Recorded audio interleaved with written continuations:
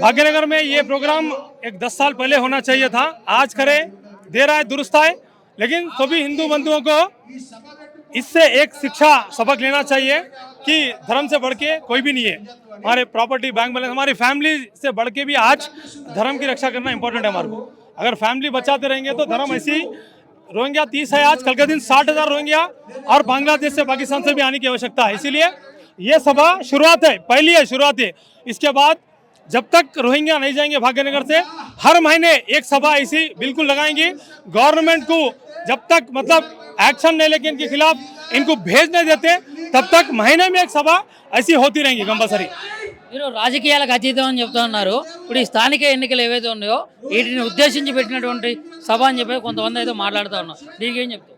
అయితే వాస్తవానికి రాజకీయంగా అతీతంగా ఉంది ఇది. ఎందుకంటే హిందూ ధర్మంకి రాజకీయంకి సంబంధం లేదు భయ. హిందుత్వం అలాగుంది, రాజకీయం అలాగుంది. కాబట్టి ప్రతి ఒక్క పార్టీలో ఉన్న ప్రతి ఒక్క నాయకులు, ప్రతి ఒక్క కులాల వారిగా ప్రతి ఒక్క కులం సంబంధించిన వారు అందరూ కలిసి ధర్మం కాపాడితేనే రేపొద్దున పార్టీలు ఉంటాయి, కులాలు ఉంటాయి. ధర్మం లేకుంటే పార్టీలు ఉండవు, కులాలు ఉండవు. కాబట్టి ఇది అందరూ గమనించి ఈ సభకి ఇలాంటి సభలు ఎట్లయితే భాగ్యనగర్లో అయితే ప్రతిదానికి వచ్చే ప్రయత్నం చేయాలి. రాబోయే తరాల్లో వాళ్ళు ఏ పార్టీలో ఉండాలనుకున్నారో ఇప్పుడు నిర్ణయం చేస్తుంది. లేకుంటే వచ్చి ఒకటే పార్టీ ఉంటుంది. బంగ్లాదేశ్లో ఉన్నట్టు ఇస్లామిక్ పార్టీ ఒకటే ఉంటుంది. ఏ పార్టీలకు వాళ్ళు రానియరు. దీన్ని మనం ఎంఐఎం పార్టీ చూడొచ్చు. అంతకుముందు కాంగ్రెస్ ఉండే ఎంఐఎం. ఇప్పుడు ముస్లిమ్స్ మెజార్టీ ఉన్న దగ్గర 100% ఎంఐఎం ఉంటుంది, కానీ కాంగ్రెస్కి ఒక సీట్ ఇయ్యరు. వాళ్ళు మెల్లమెల్లగా డెమోగ్రఫీ చేంజ్ చేసుకుంటూ పోయి వాళ్ళు ఎప్పుడైతే అనుకుంటారో మేము గెలుస్తామని అప్పుడు అన్ని పార్టీలకు విడిచిపెట్టి ఎంఐఎంకే గెలిపిస్తారు వాళ్ళు.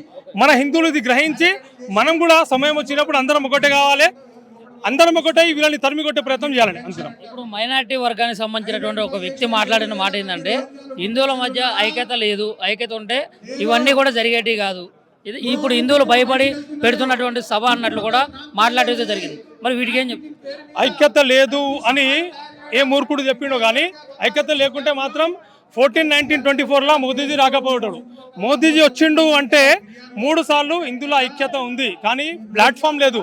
మన అందరికీ ముస్లిమ్స్కి మస్జిద్ ఉన్నట్టు, ఈ క్రిస్టియన్స్కి చర్చ్ ఉన్నట్టు మన హిందువులకి గుళ్ళు ఉన్నాయి, కానీ గుడిలకి ఆ సమయము గుడిలో దర్శనం చేసుకున్న తర్వాత ఆ ధర్మ కార్యక్రమాలు, ధర్మం సంబంధించిన మాట్లాడడం మనం ఎవరికి వాళ్ళు మొక్కి వెళ్ళిపోతారు. ఇప్పుడు సమయం వచ్చింది. పూర్వకాలంలో మన గుడి వ్యవస్థ, మన గురుకుల వ్యవస్థ ఎట్లుండే అంటే మనము ఎక్కడి నుంచి బయట నుంచి వచ్చే సమస్య లేకుండే. మన అయితే ఎనిమిది ఉన్నారో వాళ్ళు మన దగ్గరికి రాకపోయేది భయపడి. ఇప్పుడు ఆ సమయం వచ్చింది. మళ్ళీ ఆ గురుకుల వ్యవస్థ, మళ్ళీ ఆ కుటుంబ వ్యవస్థ, మళ్ళీ ఆ దేవాలయ వ్యవస్థ తీసుకొస్తే అందరం మళ్ళీ ఒకటైతాం. ఒకటైతే వీళ్ళందరూ ఆటోమేటిక్గా వెళ్ళిపోతారు. వీళ్ళ గవర్నమెంట్ అనే కాదు, వీళ్ళు భయపడి వెళ్ళిపోతారు. గవర్నమెంట్ వీళ్ళకి పంపించాల్సిన అవసరం లేదు, వీళ్ళకి వీళ్ళు భయపడి వెళ్ళిపోతుంటారు.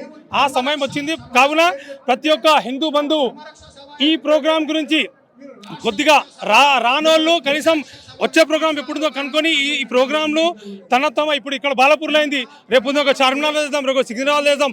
ప్రతి ఒక్క భాగ్యనగర్లో ప్రతి జోన్లో ఈ ప్రోగ్రామ్ చేసుకుంటేనే మనం అందరం కలిసి ఉంటాం. లేకుంటే మళ్ళీ సంవత్సరంకి ఒకసారి 15 లక్షల మంది వచ్చి మళ్ళీ సమయం అవసరం ఉన్నప్పుడు రాకపోతే కష్టం. అవసరం ఉన్నప్పుడే ఇప్పుడు అవసరం ఇది ఇవ్వాలి. ఇది యాక్చువల్లీ ఇన్ని రోజుల నుంచి జరిగిన సభలో కట్టర్ హిందువులు వచ్చిన సభ ఇది. కాబట్టి ఇటువంటి సభలు జరిగి అందరినీ మేల్కొనే ప్రయత్నం లీడర్లు చేస్తే ఇంకా బాగుంటుంది అని అనుకుంటున్నాను. కేంద్ర రాష్ట్ర ప్రభుత్వాల నుంచి వచ్చినటువంటి ఏదైతే పథకాలు ఉన్నాయో మరి ఇక్కడ నివసించడానికి సమర్థవంతంగా అంటే like Aadhaar card, voter ID, licence, ఇవన్నీ కూడా రేషన్ కార్డు కానించి అన్నీ కూడా రేవంత్ రెడ్డి ఇస్తున్నటువంటి సన్న బియ్యం దగ్గర నుంచి కూడా వీళ్ళు ఇక్కడ దర్జాగా దొబ్బితుంటారు. దానికి ఏం చెప్తారు? అయితే ఇంతకుముందు ఉన్న ప్రభుత్వం టీఆర్ఎస్ ప్రభుత్వంలో మహమూద్ అలీ ఉండే, ఒక హోమ్ మినిస్టర్ ఉండే మహమూద్ అలీ. ఆ మహమూద్ అలీ హోమ్ మినిస్టర్ ఉండేనా, ఒక మస్జిద్కి మౌల్వీ ఉండేనా తెలియదు. ఆయనకి ఎప్పుడు కూడా ఒక న్యూట్రల్ పర్సన్ లాగా, హోమ్ మినిస్టర్ లాగా ప్రయత్నించలే. ఆయన ఎప్పుడు ఒక ముస్లిం, ఒక కట్టర్ ముస్లిం లెక్క బంగ్లాదేశీ ఎవరైతే ఇక్కడ ఉన్నారో రోహింగ్యాలో వాళ్ళకి తెచ్చే మొత్తం శ్రేయం ఆయనకి, క్రెడిట్ ఆయనకే పోతుంది. ముస్లిమ్స్కి అందరికీ ఇక్కడ తెచ్చినాక క్రెడిట్ కార్డు కానీ, వాళ్ళకి పాన్ కార్డు కానీ, ఆధార్ కార్డు కానీ, మనకు లేని కార్డులు ఆ ముస్లిమ్స్కి ఇప్పించి, ఆ జిహాదీ నా కొడుకులకు ఇప్పించి ఆయన ఇప్పుడు ఉన్నాడు స్వయంగా. మా గ్రహించాల్సింది ఏంటంటే హిందువులకి మాటలు తెలియదు. ఎవరు తెచ్చిండో మహమూద్ అలీకి కేసీఆర్ ఎమ్మెల్సీ చేసిండు, కేసీఆర్ తెచ్చిండు. కాబట్టి అల్టిమేట్గా ఈ ఏదైతే తప్పు ఉందో కేసీఆర్ చేసిండు. మనం మళ్ళీ కేసీఆర్ చేసిన తప్పుకి మళ్ళీ చేసి రేవంత్ రెడ్డి కూర్చోవటం. బీజేపీని ఒక్కసారి కూడా తెలంగాణలో బీజేపీ రూల్ చేయలే. ఇంకా ఎప్పుడు చేస్తాం మనం? బీజేపీ నెక్స్ట్ గవర్నమెంట్ బీజేపీకి తెచ్చే ప్రతి పని మన హిందూ బంధువులది. ప్రతి ఓటు బీజేపీకి కొట్టి వీళ్ళందరూ తరిమి కొడితేనే, ఇప్పుడు ఇక్కడున్న దేశ ద్రోహులని తరిమి కొడితేనే జియాదిల్ రారు. జియాదిల్ ఎందుకు వచ్చారు? బంగ్లాదేశ్ నుంచి, రోహింగ్యా నుంచి. ఇక్కడ ఉన్న వాళ్ళు తప్పు చేస్తారు, వీళ్ళకి షెల్టర్ ఇస్తారు అని చెప్పి వీళ్ళు వచ్చారు. వీళ్ళకి ఉండనియకుండా ఉంటే రేపొద్దున ఎవరు వేరే కంట్రీకి ఎందుకు పోరు? జియాదిలు ఇండియాకే ఎందుకు వస్తారు? ఇక్కడ ఉన్నారు దేశ ద్రోహులు, జియాదిలు ఇక్కడ ఉన్నారు, అంతా మూర్ఖులు. వాళ్ళకి తెలియదు. ఇప్పటికీ కూడా ధర్మం పనిచేస్తున్న కొంతమందిని పుల్లలు పెడుతుంటారు, పిచ్చినా కొడుకులు. వాళ్ళ సంఖ్య తక్కువ లేదు మన భారతదేశంలో, మస్తుంది. కాకపోతే వాళ్ళు కూడా మనోళ్ళని చెప్పి మూర్ఖులతోని వాదన మూర్ఖత్వం. కాబట్టి మనం అందరినీ, ప్రతి ఒక్క హిందువుని ఈ ప్లాట్ఫామ్ మీద తెచ్చి హిందుత్వం చాటి చెప్పి, భగవా ఏదైతే ఉత్తరప్రదేశ్లో యోగి మహారాజ్ ఉన్నాడో, మన తెలంగాణలో కూడా యోగి లాంటి లీడర్ ఉంటేనే ఈయన కొడుకులు భయపడి వెళ్ళిపోతారు జియాదీలు. లేకపోతే అప్పుడు దాకా ఈయన ఇద్దరు జోకర్లు ఉన్నారు, అసదుద్దీన్, అక్బరుద్దీన్. వీళ్ళకి మహమూద్ అలీ అందరు లోపల నుంచి సపోర్ట్, కేసీఆర్ సపోర్ట్. ఇంత సిగ్గులేని లీడర్లు వాడు ఏమంటాడు? అక్బరుద్దీన్ నాడు ఓపెన్గా ఎవడున్నా కూడా, నాయుడు ఉండని, వైఎస్ఆర్ ఉండని, కిరణ్ కుమార్ ఉండని, కేసీఆర్ ఉండని, రేవంత్ రెడ్డి ఉండని, అన్ని స్టేరింగ్ నా చేలే ఉంది అంటాడు. సిగ్గులేని వాళ్ళు. మనకున్న గుద్దలదం వీళ్ళకి లేదు మాట్లాడే. ఈ లీడర్లా వీళ్ళు? గుద్దలదం లీడర్లా వీళ్ళు? వాడు అంత బహిరంగంగా వాడు చెప్తుంటే స్టేరింగ్ మాంచేలే ఉందంటే, వాడిని గుద్దవల కొట్టి లోపలే ప్రయత్నం చేయకుండా వాని తొత్తు వాడిని లట్కాయిస్తారు పట్టుకొని. కాబట్టి ఇప్పుడు ఈ బాకీనగరంలో రోహింగ్యాలు ఉన్నారని చెప్తా ఉన్నారు. దాదాపు 20-30 వేల మంది ఉన్నారని చెప్తున్నారు. మరి ఈ సందర్భంగా రేవంత్ రెడ్డి ప్రభుత్వానికి ఏం చెప్తారు?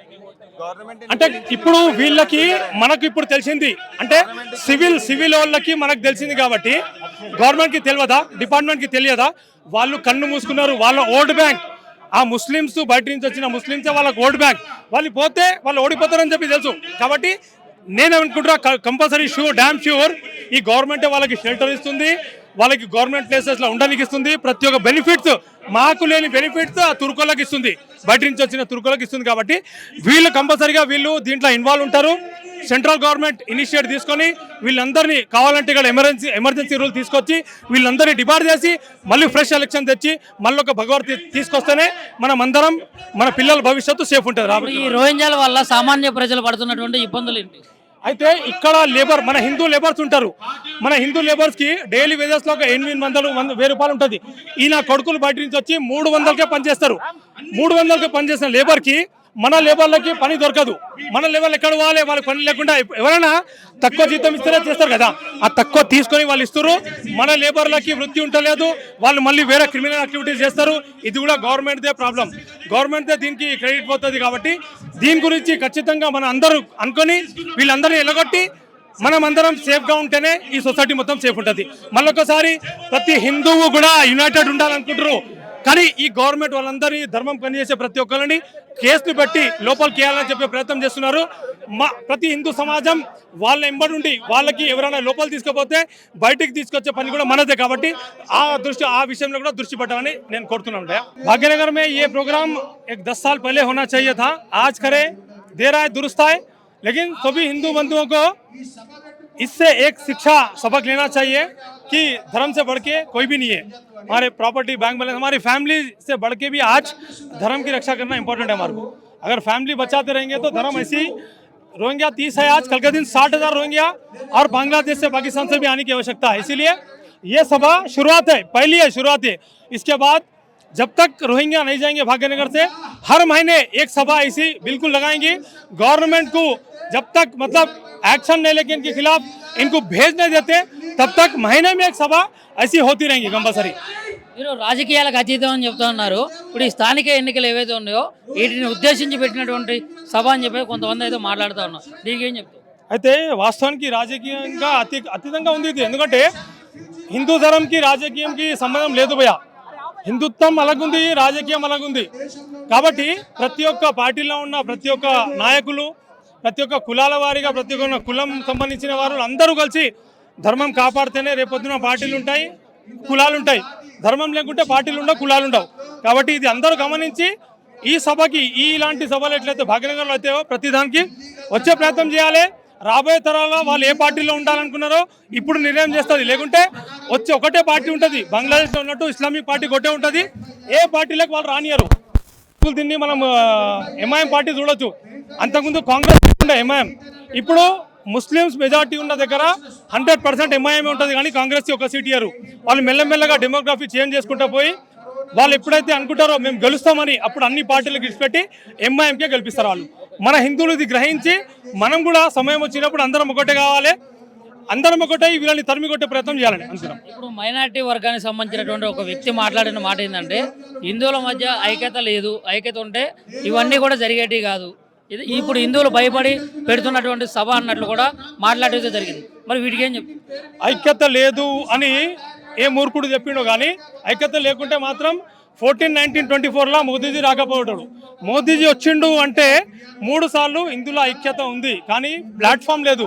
మన అందరికీ ముస్లిమ్స్కి మసీద్ ఉన్నట్టు, ఈ క్రిస్టియన్స్కి చర్చ్ ఉన్నట్టు మన హిందువులకి గుళ్ళు ఉన్నాయి, కానీ గుడిలకి ఆ సమయము గుడిలో దర్శనం చేసుకున్న తర్వాత ఆ ధర్మ కార్యక్రమాలు ధర్మం సంబంధించిన మాట్లాడడం మనం ఎవరికి వాళ్ళు మొక్కి వెళ్ళిపోతారు.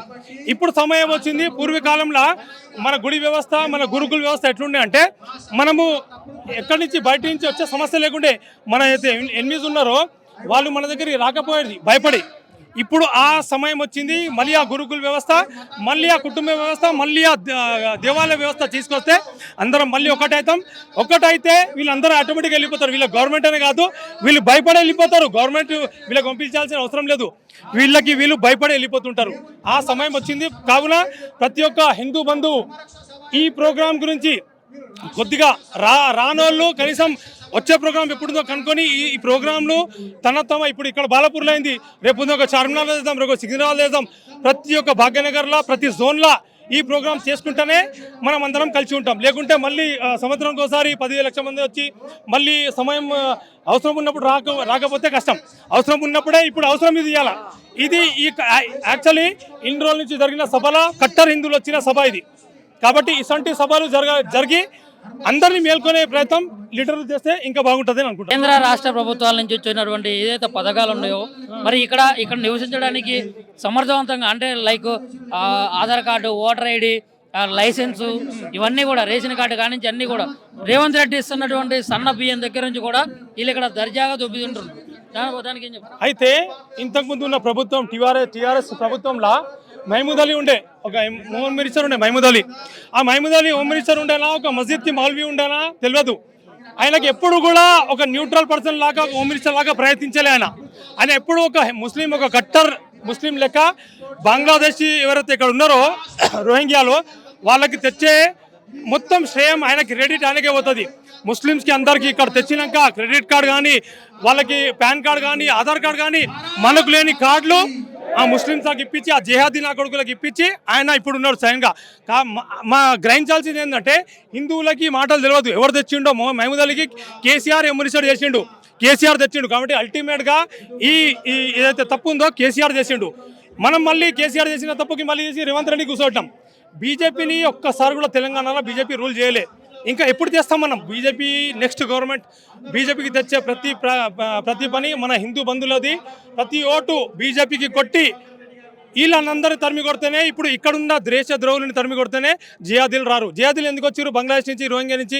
ఇక్కడ ఉన్న వాళ్ళు తప్పు చేస్తారు, వీళ్ళకి షెల్టర్ ఇస్తారు అని చెప్పి వీళ్ళు వచ్చారు.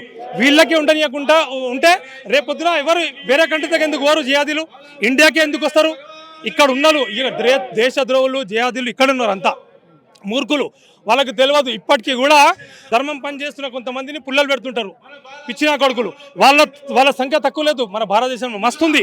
కాకపోతే వాళ్ళు కూడా మనోళ్ళని చెప్పి మూర్ఖులతోని వాదన మూర్ఖత్వం. కాబట్టి మనం అందరినీ, ప్రతి ఒక్క హిందువుని ఈ ప్లాట్ఫామ్ మీద తెచ్చి హిందుత్వం చాటి చెప్పి, భగవా ఏదైతే ఉత్తరప్రదేశ్లో యోగి మహారాజ్ ఉన్నాడో, మన తెలంగాణలో కూడా యోగి లాంటి లీడర్ ఉంటేనే ఈయన కొడుకులు భయపడి వెళ్ళిపోతారు జయాదీలు. లేకపోతే అప్పుడు దాకా ఈయన 2 జోకర్లు ఉన్నారు, అసౌద్దీన్, అక్బరుద్దీన్. వీళ్ళకి మహమూద్ అలీ అందరు లోపల నుంచి సపోర్ట్, కేసీఆర్ సపోర్ట్. ఇంత సిగ్గులేని లీడర్లు వాడు ఏమంటాడు?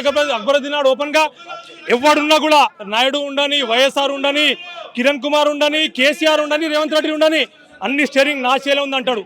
సిగ్గులేని వాళ్ళు, మనకున్న గుద్దలదం వీళ్ళకి లేదు మాట్లాడే. ఈ లీడర్లా వీళ్ళు, గుద్దలదం లీడర్లా వీళ్ళు. వాడు అంత దౌర్భాగ్య బహిరంగంగా వాడు చెప్తుంటే స్టీరింగ్ మాంచేలే ఉందంటే వాడిని గుద్దవల కొట్టి లోపలే ప్రయత్నం చేయకుండా వాని తొత్తు వాడిని లట్కాయిస్తారు పట్టుకొని.